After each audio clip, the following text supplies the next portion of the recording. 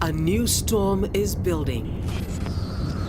Discovery Houston, recommend vector transfer to the BFS. As it feeds off the surface temperature of the ocean, the higher the temperature, the more severe the cyclone will become.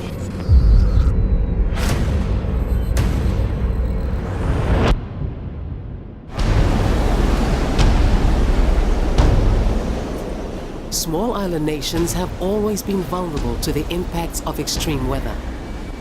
But now, climate change is increasing the risk of extreme weather events such as tropical cyclones and storm surges.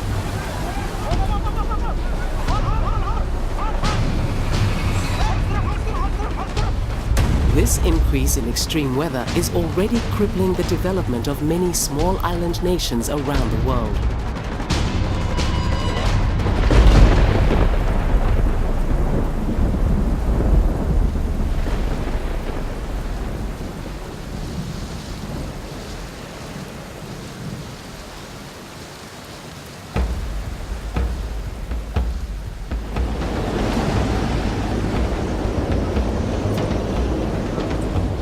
In August 2008, Hurricane Gustav generated the highest wind gusts ever recorded in Cuba. Wind speeds of more than 340 kilometers per hour were recorded before the monitoring equipment was completely destroyed. This hurricane generated waves as tall as 5-story buildings, and it caused some of the worst storm damage ever witnessed in Cuba.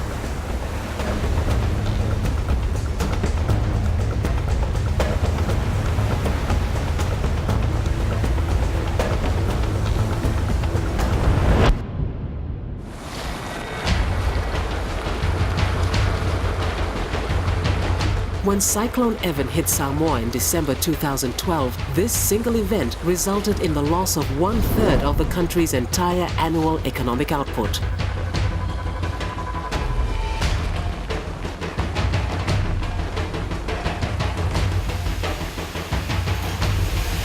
In January 2014, Cyclone Ian devastated Tonga's Ha'apai Islands. This Category 5 cyclone was the strongest storm ever recorded in Tongan waters.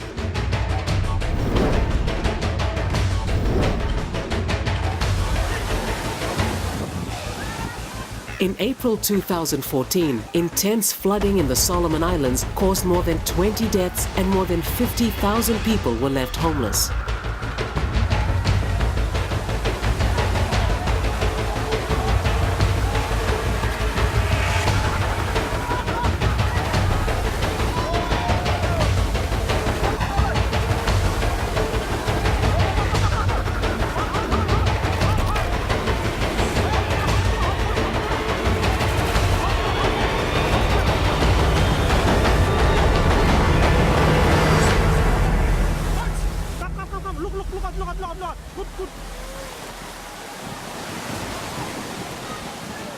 In April 2014, intense flooding in the Solomon Islands caused more than 20 deaths and more than 50,000 people were left homeless.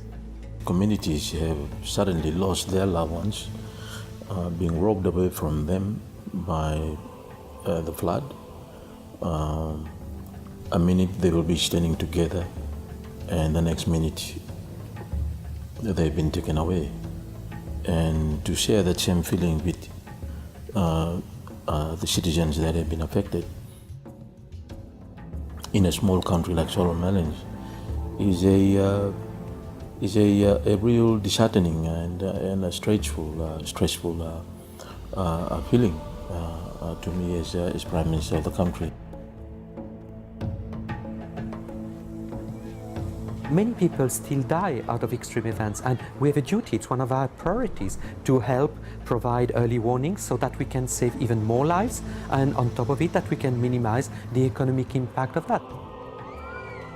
Destructions on our infrastructure as well, the bridges, the roads, and that has affected, the economy, the ability of the government to govern. So at that point, you knew that as Prime Minister of the country, you have lost control of, or that, the ability to be able to govern has now been really seriously affected. If we don't do this investment, next time an extreme event comes, it will wipe out years of development effort. And we've seen that over and over again in many developing countries, where you get a tropical cyclone, a hurricane, or a storm surge, whatever, and it's wiping out years of development.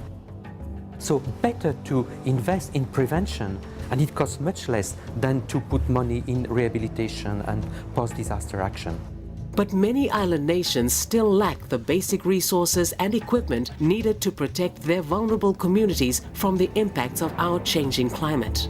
Currently, we only have 5 operational meteorological stations around, and in terms of getting weather observations around, that is not adequate.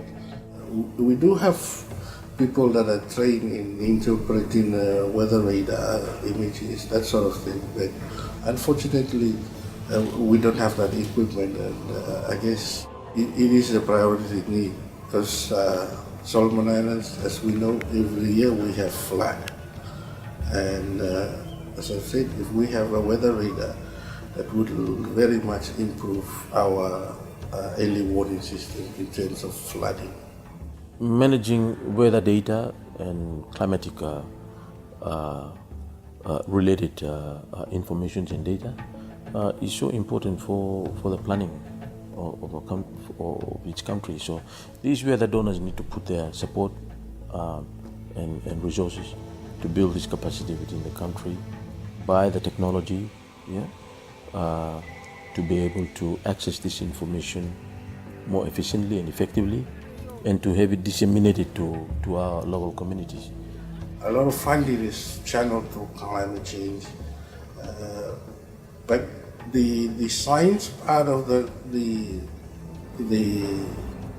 climate change, for example, detection of what are the changes to the climate, you need observations, and in order to have observations, you need to have equipment.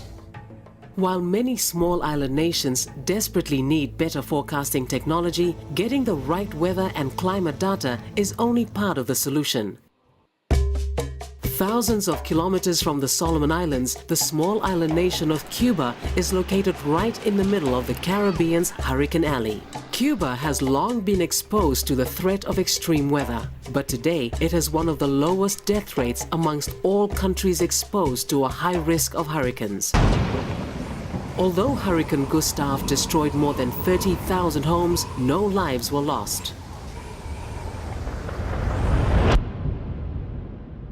Cuba has developed a unique approach for dealing with hurricanes that could provide critical lessons for other small island nations.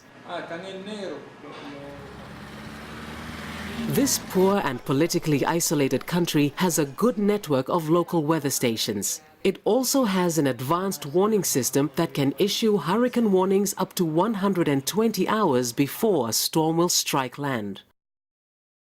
The state media is also dedicated to keeping everyone informed of potential dangers.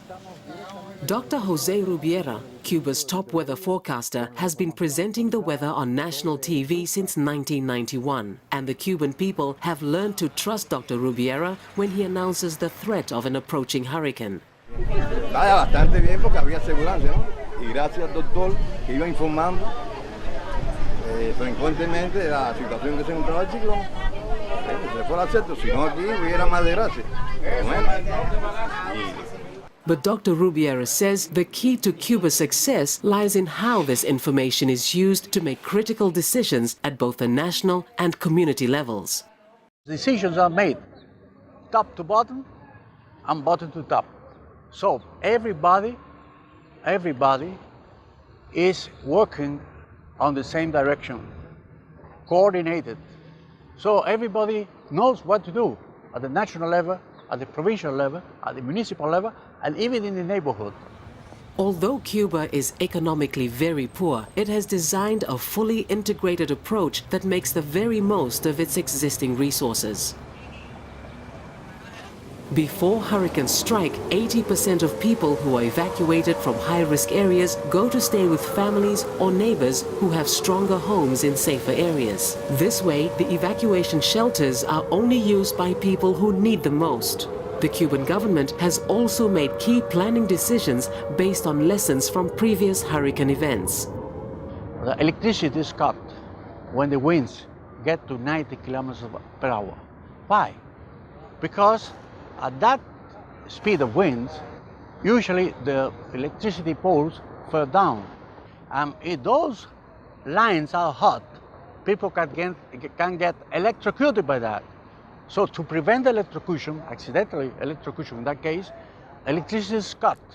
For Dr. Rubiera, the creation of a truly integrated approach for dealing with hurricanes has only been achieved because of political will. Political will means not only the forecast office, not only the civil defense, it is not only lessons in the school curricula, it is not only the awareness campaign, it is everything. And it is the action before the storms, when in the storm, and also after the storm. All these actions are deeply rooted into the Cuba culture. In some other islands, and sometimes it's not the lack of will to do it, it's just because of the size of the island. You know, Cuba is much bigger than some of the very small islands in the Pacific, which do not have the critical mass to deal with that. So here, the key word is cooperation, that they should not do it alone, but they should do it in cooperation with other similar islands. And this is one of our duties, one of our jobs, to try to encourage, to support this sub-regional or regional cooperation. A critical issue for all small island nations is how to provide important weather and climate information in a way that will enable both communities and governments to make better decisions. Today, the modeling power of supercomputers combined with more sophisticated observation technology has led to a growing confidence in climate predictions. New climate services can now help governments to make more informed decisions that can help to improve food security and protect public health. In the Pacific, Samoa has led the way by making greater investment in its National Meteorological Service in order to address the increasing impacts of climate change. Countries such as the Solomon Islands are also providing great leadership for other small island nations by using climate data to try and address the increasing risks from malaria and dengue.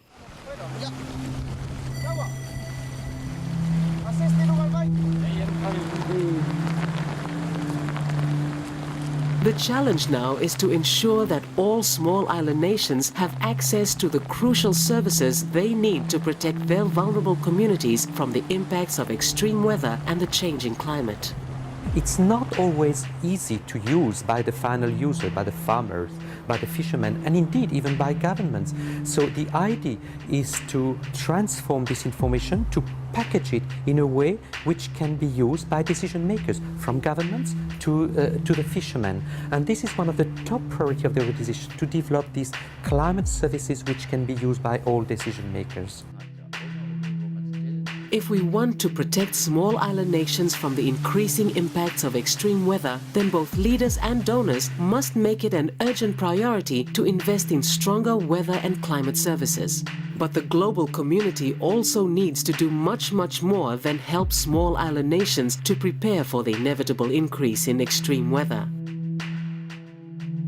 If industrialized countries do not make a stronger commitment to reduce carbon emissions, then the impacts of extreme weather may simply become too great for many of the world's small island nations.